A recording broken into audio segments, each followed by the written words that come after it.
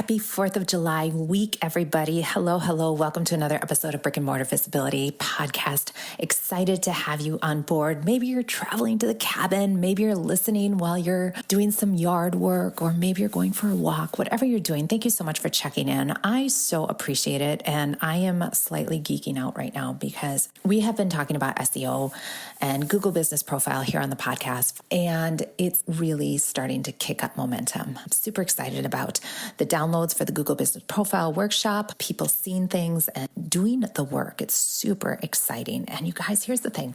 SEO works, and it works on your website and it works in podcasting. And that is what I am seeing. I am really practicing what I preach and bringing it over into my podcast, and it is working. It's very exciting to see numbers go up and getting more traction.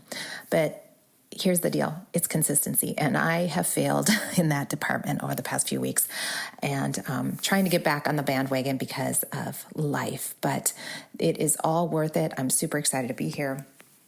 And I hope you guys have a fabulous 4th. Before we launch into today's wonderful episode with a guest, I want to say guest artist, formerly known as Prince, for those of you that are from the Midwest.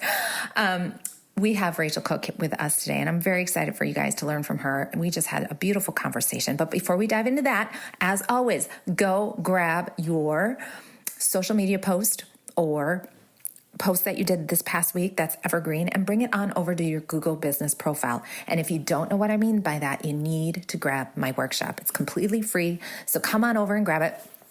And it's about 35 minutes to go through. You can speed me up. I sound super smart when you speed me up. And I walk you through exactly what you need to do. Now, that's to watch it. But then as I'm learning with spreadsheets with my business coach and doing the spreadsheets, it's one thing to be walked through the spreadsheet and tell you what the reason for the spreadsheet is for. It's another thing to actually do it. Same thing with the Google workshop.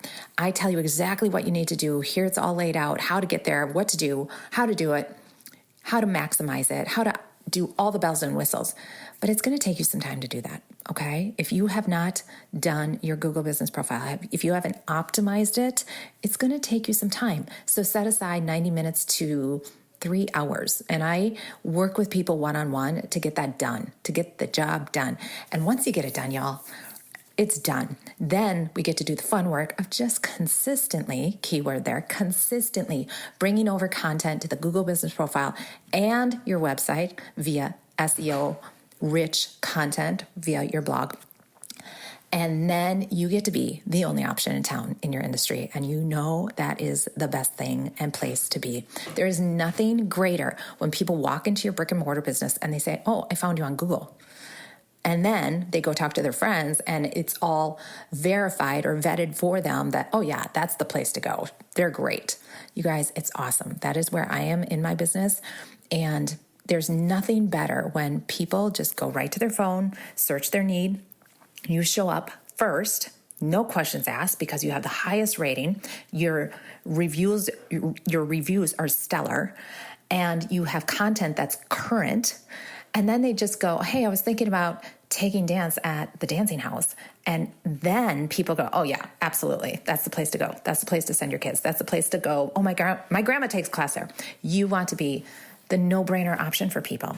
And then you get to have so much fun. You get to have so much fun letting SEO do its work. Okay, so that's my soapbox. I get so excited about it, and you guys are paying attention and you're doing the work. So if you haven't grabbed that workshop, go grab it. If you need help and want me to help you implement it, grab a VIP day. They are so much fun for me because I get to know you and I get to see your face and hear about your business and what excites you. And there's other ways to work with me as well. So all the links are here in the show notes. And now we are going to dive into our beautiful guest. Today on the podcast, we're going to talk about cultivating connections and building a business you love without hustling, okay? I talk about that through SEO and optimizing your Google Business Profile rather than getting on that social media hamster wheel. However, Racheal Cook is just a lovely person who really talks about creating the epic dream. How many of you would love to work 20 hours a week and make great money, provide a great service, and feel totally fulfilled, feel purpose-driven, like just loving your life. That is what Racheal is going to talk about today. She's going to talk about the power of connections, of understanding the importance of cultivating intentional relationships. She's going to talk about working smarter, not harder. I love that phrase, but sometimes I just don't know how to do it well. Sometimes I get stuck in my own ways. So she's going to help us understand the importance of streamlining your business efforts to achieve fulfilling, balanced work.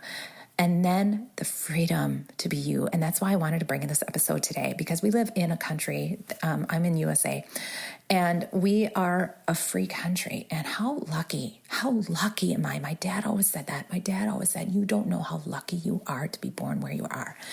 And I am able to do my work and speak freely and provide a service and be a mama and be a single mama, like the freedom to get divorced, like just all this freedom that we have. And it's the 4th of July week, and I wanted to talk about that because I want you to have the freedom, the peace of mind to have an amazing business that fulfills you. So to create a business that aligns with your passions and your values without sacrificing business success. So Racheal is here today to inspire us, encourage us, to give us some really juicy practical tips so we can create our business that provides us more freedom in all the ways. So I'm super excited for you. If you enjoy this podcast, please make sure you connect with either Racheal or me on social. Let us know what you thought, your takeaways. That means the world to us because we're just hanging out on Zoom here talking. So when we hear from you, it means the world. Have a great week, everybody, and enjoy this episode with the beautiful Racheal Cook.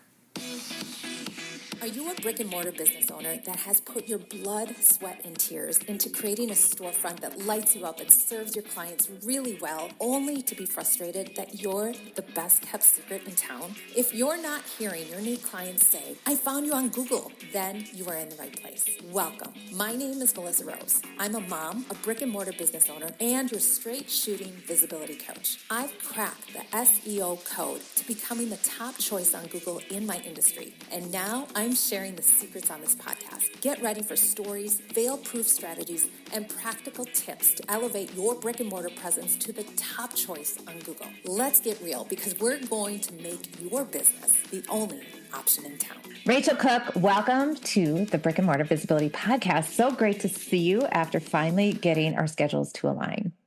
I'm so excited to be here, and I cannot wait to dive into our conversation. Yes, we're going to learn a lot about how to market our business and how to optimize our summer and to grow our business through referrals and all the goodness. So I'm super excited to learn from you and have your knowledge be shared with our listeners. Before we dive in, please tell me, Racheal, what did you want to be when you grew up? This is such a funny question for me to answer because not everybody knows this. I wanted to be a professional French horn player. And actually, my original degree in college was for music performance. Yes. And you're my people.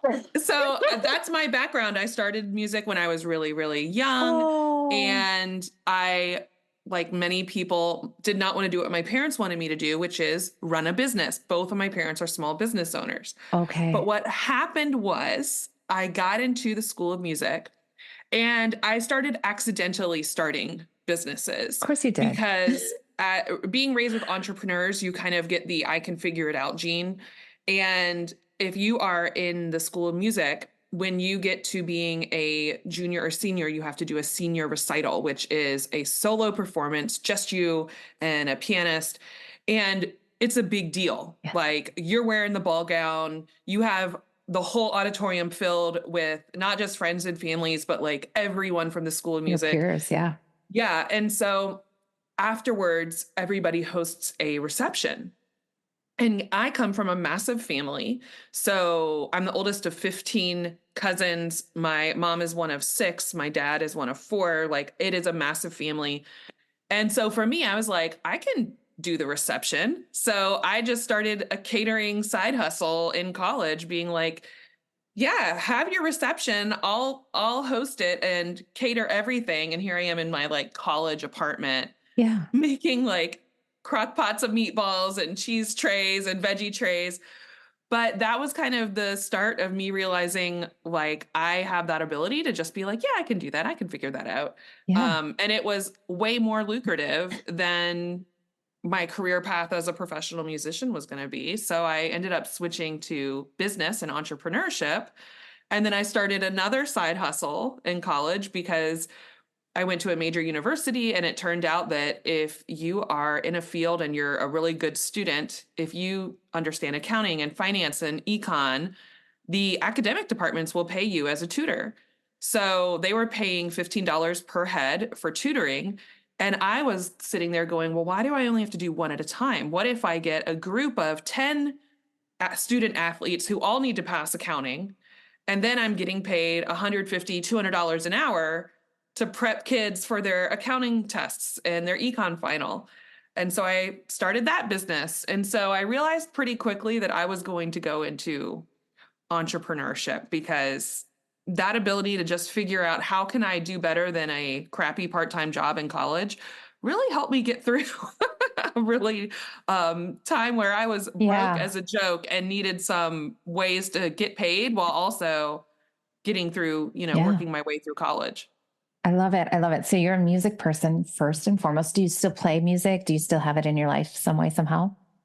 If we were in my living room, you would see I have the piano problem. I have a massive grand piano I've had all around for Oh, 20 love years. it. I have a stand-up bass in a corner because one of my kids plays stand-up bass. My other kid plays a viola. We have a Perfect. handful of Love it. guitars. We have like a million Yes. trombones, a French horn. It is insane. Yeah. My baby number 5 was last night wanting to learn how to play piano, and he's 11.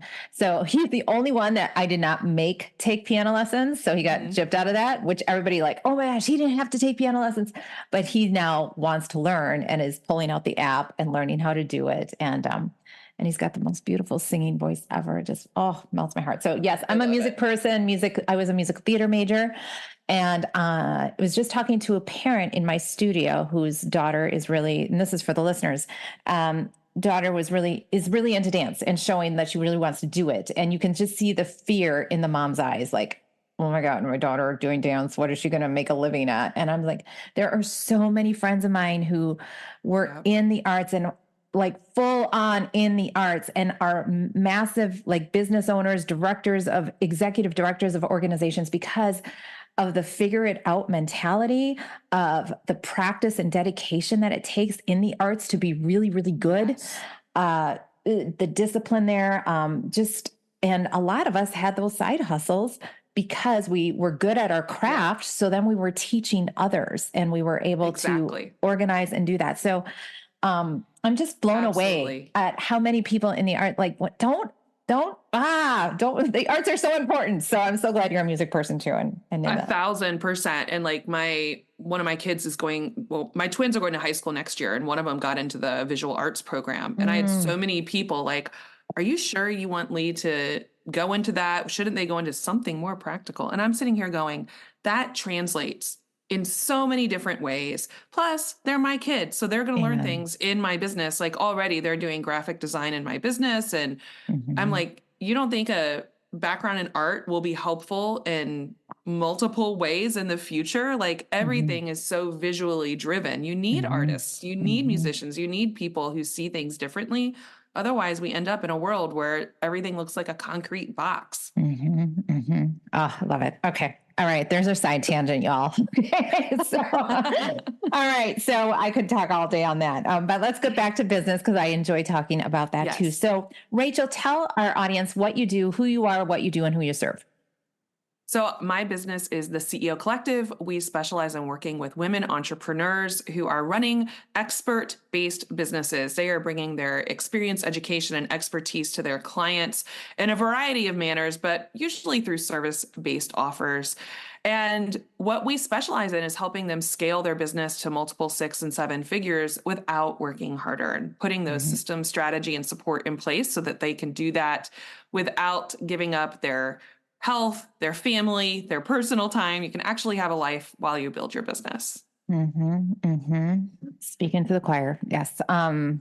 Health, that is where I'm seeing myself and other people, like that's where it goes first is your health. you drive, you hustle, you go, go, go. Yes. And you can do that for a while, and then life happens. And yeah. If you don't slow down and take care of yourself, your body will force you to. And I experienced that when I was getting out of my MBA program. I went right into the traditional consulting world, and it took about 2.5 years before my body started completely breaking down from 80-hour weeks.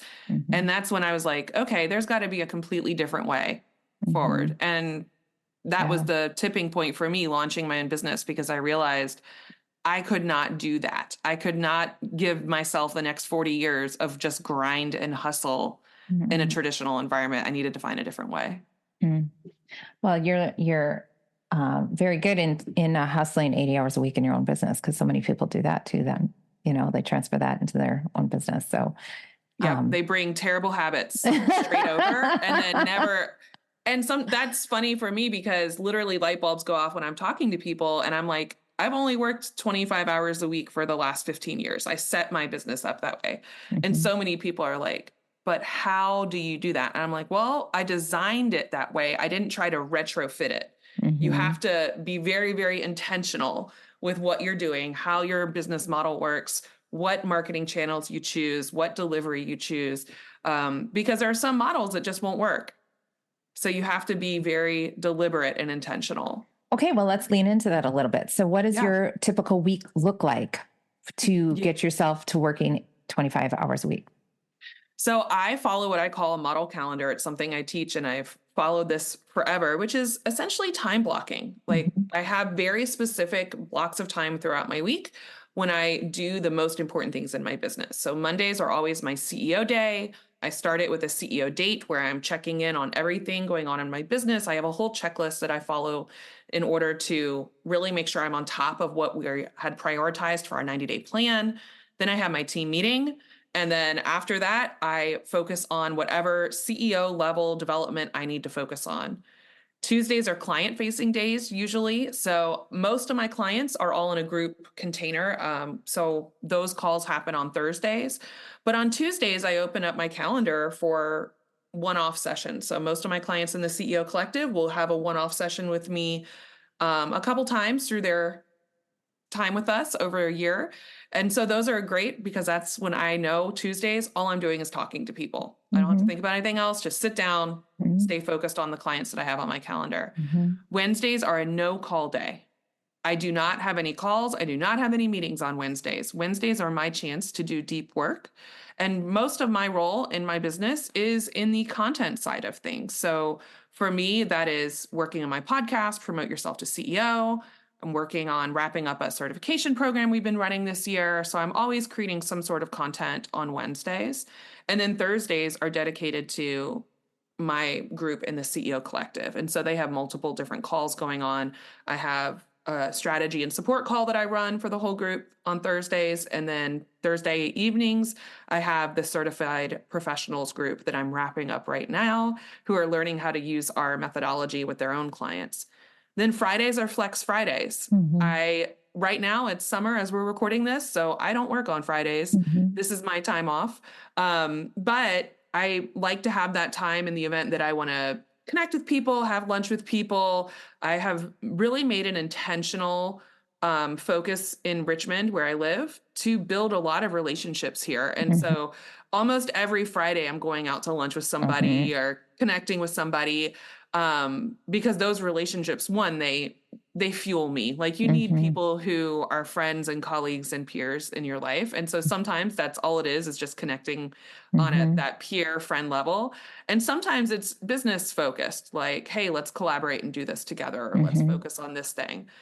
So yeah, that's pretty much what my week looks like. Most days I start at 10 and I wrap up by 2 or 3. Perfect. Ideal. Which is perfect for me, because then I can have a slow morning, which I need. I like having a slow morning. And then in the afternoon, I get home and go to the gym with the kids, and we all do our little workout together, and then have the rest of our family time. Awesome. Awesome. That's so awesome that you've grown it that way and are able to do that. That's amazing. Well done. So Okay, so growing a business, you talk about the Flex Friday. I'm super on board with that too. Connection. I'm having a lunch meeting today, just purely for that relationship connection, business strategic, growth. Like, what's the latest? Tell me what's the latest, and growing that. So, how do you you talk about growing your business outside of marketing? So, what does that mean, and how does that look? So for me, this is referral and relationship focused. I tell my clients all the time business grows at the speed of relationships. And that means Mm, you need to get away from your screen and you need to go out into the real world and meet people face to face, especially if you're a local business, because that's how businesses grow in local environments. If you mhm, are hoping that like people are going to magically find your website, or you're just going to build connection through like having Zoom meetings or something, nothing will accelerate a relationship faster than just meeting face to face. mhm, So that's one of the biggest things I try to tell people. And the biggest thing I hear back is, but I'm a super introvert. I don't like going out all the time. I don't want my calendar to be filled with useless coffee dates, or I hate going to events because I never find people I'm trying to connect with mhm, there. mhm, So I think the biggest thing there is you have to be clear about who you're trying to connect with. And just like we talk about building an ideal client profile, you need like ideal relationship profiles here. Like mhm, if you're trying to build a referral network locally, you need to think about who is the ideal relationship, who are the ideal types of people I want to partner with, and actually break it down. Like what are their values? What is their business focused on? Who is their ideal client? And get really, really specific. So then you can start asking people, who do you know who is values are like this, who serves this client, who's in a complementary space? I want to connect with these types of people. mhm, And I think that's the simplest, easiest way to get the ball rolling, because people know people, mhm, right? And there are going to be some people who aren't as connected, but there are also going to be the super connectors, the ones who kind of know everybody because they love going out and networking. And mhm, those are the people who once I find them, I'm like, you're my new BFF. You're going to mhm, be my business wing woman. We are going to go out and build some connection in this community. mhm. Or be strategic about, okay, every quarter I'm meeting with them for lunch and catching up. Cause I'm that person. Literally. I'm the introvert, y'all. Like, everybody doesn't believe me, but I am. And it's hard for me to go to networking events. So I find the ones that I Yeah, like, because there's definitely ones I don't. And there's ones that I like, and I'm like, okay, I will commit to that one. And then I know what I like. I like one on one. And I know that takes longer, but for me, it's very intentional about who do you know? Who else do you know that I should meet? You know who I do, you know who I am, what I do, who I yeah, serve, and vice versa. And I'm always like, when somebody meets me, I'm always like, oh, you should meet. Do you know? exactly. Do you know this Yes, person? You should meet them. Let me connect you. And then they're easily they'll do the referral back to you, and usually if they're good. And if they're not, then it's not a match. It's like dating, y'all. it is like dating. But I do find that you facilitating that first connection is crucial. And I think this is the big thing. A lot of people, when it comes to building relationships and building referral relationships, they kind of wait and hang back for the other person to initiate it. But I find you've just got to be brave and say, oh my God, I know exactly who I should connect you with, because that reciprocity is real. They will kick Yes. into, oh, thanks for making this connection. Who can I connect you with? And Mhm. then you can go back to them. I'm looking for connections with this type of business owner serving this type of client who has these types of values. I would love an email connection. And you've already shown them exactly what that email connection would look like because you did a connection. So they can literally copy that format and use it to share who they think you should be connected with. So I have a client here in Richmond who's a chiropractor. Mhm. And when she started working with me, it was a referral because it was during the pandemic. I was working with a personal trainer who used to come and work out with us in the driveway. Remember those days? Oh gosh. Yeah. But so I had hurt my back and she was like, you need to go see my friend, this chiropractor. And so as we moved her, she became a client because you start talking about what you do. And then she's like, I need to work with you. And I was like, great, I'd love that. Got her into her own space. As she started building out her own space, she has a specialty in pre and postnatal moms. So pre and postnatal care, working with babies. We built out her entire office to be centered on pre and postnatal moms. Like if you're a mom, you're going to walk in there in the bathroom, there's a changing table. There's a Mm-hmm. whole little nursing room just for nursing moms. Every section has like a little basket full of toddler toys because they're going to have to bring their kids when they come in. So Mm-hmm. the whole thing is set around that. But literally, we did this whole strategy when she moved into this brand new space and was designing it specifically for pre and postnatal moms. It was like, let's make a list of everyone we know. Who's a doula? Who's a midwife? Who's a lactation consultant? Who's a nutritionist? Like, who's a pediatrician? The list kept growing and growing. And now there's this incredible, thriving community in Richmond of anyone who's involved in pre and postnatal moms. All these small businesses now collaborate and support each other. They host workshops together. They write for each other's newsletters. They promote each other's things coming up on social media. And none of it feels forced or like, we signed an agreement that you have to share 3 times a week or something. But it feels very organic and supportive. Like this is a whole community for moms and babies. And we're just going to keep sharing resources that are local here in our community that Mm-hmm. will help you. And it Mm-hmm. all starts for something as simple as that, as emailing people, as setting up times to talk, and then coming up with ways that you can support each other. Mm-hmm. And I just, my brain is buzzing because this is so needed and wanted and desired in order for businesses to Yeah. grow right now. It really is about that, the community aspect of what you can Yeah. bring your community, your people. So for those of you that don't know, I have a dance studio. So I have a dance studio and I'm offering master classes and dance classes and stuff, but I'm like, I want to build a community we have young families. So how about bringing in a parent coach one night? Or how about bringing in a nutritionist or that chiropractor for the postnatal? I mean, they're a little, but chiropractor, physical therapist, or those things that build community that, oh my gosh, she gets us. She gets where we're at in life, and being that resource for people. And then also that feel good out to the community. It shows out in the community that you're working together and people love that warm fuzzy. And then back to the SEO side, you guys, you create your SEO and build your SEO that way by highlighting it in your blog and in your newsletter and linking those businesses. And that helps the organic of the Google. So that's going into that Absolutely. aspect of it. But that is where it is. It's not about shouting above the masses to be heard. It's really about, okay, how can we work together? Who can I work together? And sometimes you just need, thank you. What you said, it just helped me yes, I just went, who do I need to connect with? You just rattled off. And I was like, yep. Thank you. Because sometimes you need that. And it's starting that process. And one thing I often teach people, we call it like the business announcement email. We actually have a whole template. Like if there's something new coming in your business, which let's face it, for a lot of brick and mortar businesses, there's seasonal things happening in our businesses. Yeah.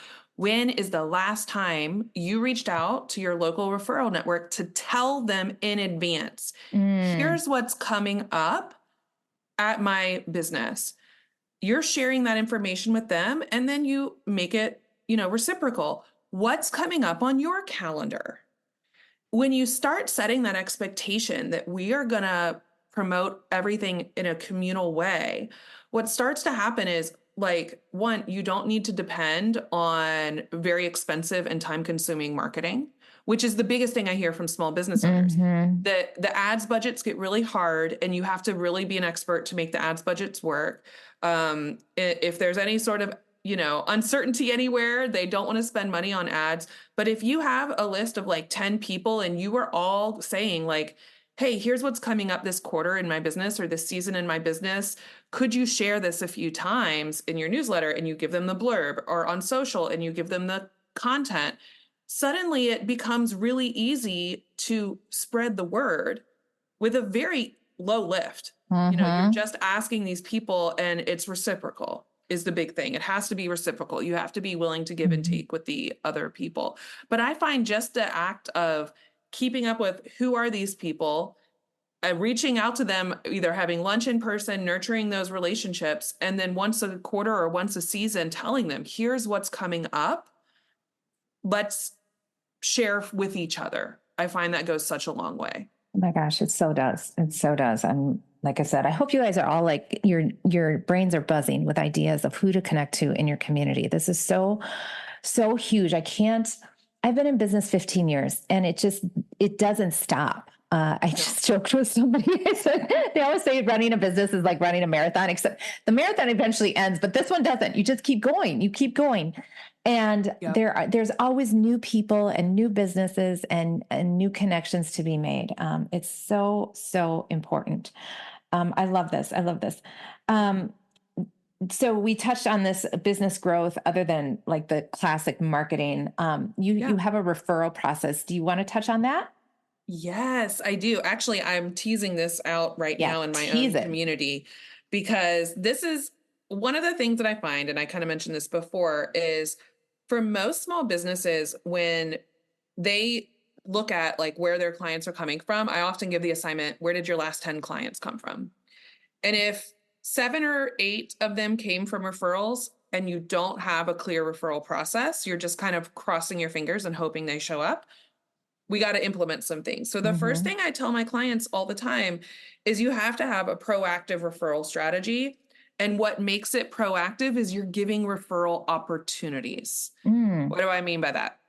If you're just saying, we love referrals, thank you, then that is not a referral opportunity. You are putting all the work on that client or that referral partner. They don't know what you want. They don't know who you want. That's like asking your friends to set you up with, a blind date, but you're not saying, Tall, who dark, and is your handsome. type? Yeah, right. Like, who's your type? What are you looking for? So you're going to get anybody. And if that's how you're approaching your referral strategy, then guess what? You're going to get anybody and they're not going to know who to send your way. Okay. So I love creating referral opportunities. The biggest thing is make it simple for your client. So here's something I just did that anybody can steal. I'm a big fan of businesses building client bases and looking at the lifetime customer value of each client who comes in your door. It takes so much time and energy to get a new client in your door, but if they are leaving after 3 months or 6 months or a year, then you are going to spend all of your time marketing to replace them. But I've had clients who've stuck around and worked with me for over a decade. And the reason they do that is because I keep giving them opportunities to return. And I also leverage these opportunities, these referral opportunities, to have them facilitate introduction. So something I did recently was for my CEO retreat. This is a quarterly event that we run where we're helping small business owners go through our 90-day CEO planning process. And so far, I have done about 60 retreats over the last 6 years. Like Awesome. we have this retreat down to a science. If you need someone to teach you how to do a 90-day plan, I'm going to brag, I'm the best because I've done this Awesome. so many times with hundreds of small business owners. So what I did for this referral opportunity that I put together was usually June is our smallest retreat because Yeah. it's June. It's in the summer, people are wrapping up school, going on vacation. So in March, I had my team pull a list of every single person who has attended a CEO retreat in the last 6 years. So we had that list. Then we went on Canva and we made a cute little postcard. It's our 4-year anniversary of rebranding my entire business to the CEO Collective. So we put together a special offer just for our former clients, anyone who's attended a CEO retreat in the past, and with them to come at a discounted price and bring a friend at a discounted price. Mm-hmm. So we sent out about 300 cards with that offer. And only in phase 1 right now, we have had a 12x ROI of that initial send of cards. It cost me Awesome. like under $500 to do this. Good. But already we had at last week's in-person event, we had 10 people who were friends brought by a former client or a current client. Good. That is huge because the lifetime value of a client for me is close to $15,000.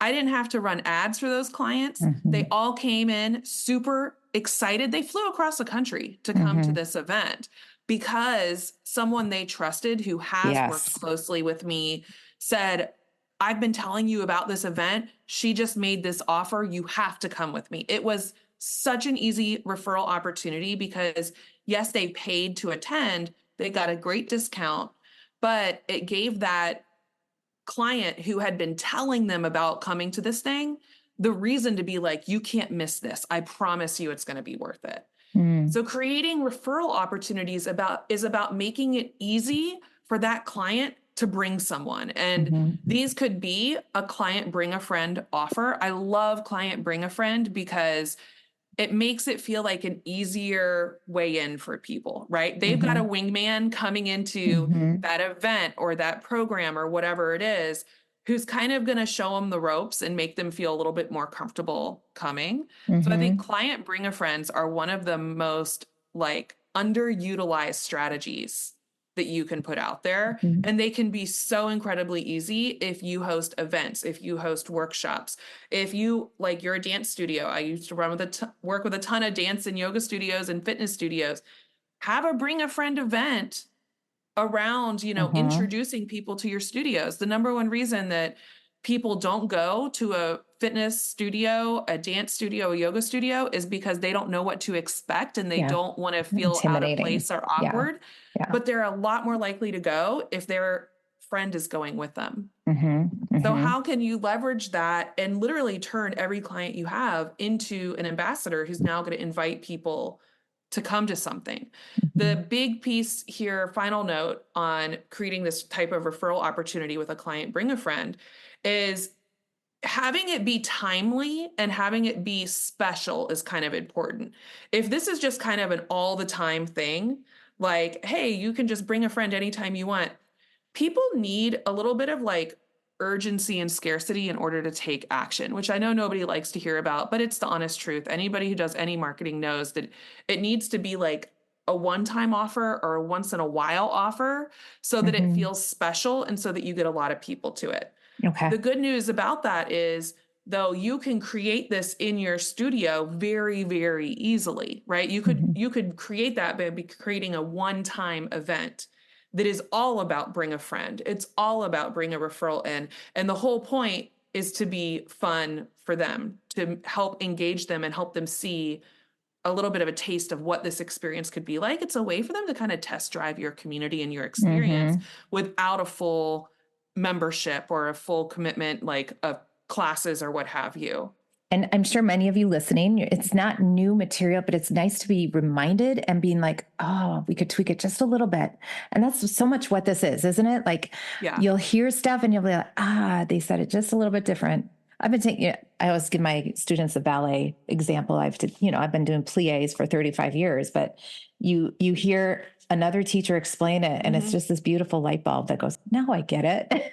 Now I get it better. It's awesome. So good. Such good Exactly. things. Racheal, I am super excited about this conversation and what you shared with us. Can you tell us a little bit about your retreats? Because you said you do them Yeah. quarterly. Tell us about that. Tease that out a little bit as before we wrap We up here. We do. The CEO retreat has become kind of the cornerstone of all of my work. My whole methodology is called the 90-day CEO operating system, and it started when I started running these retreats.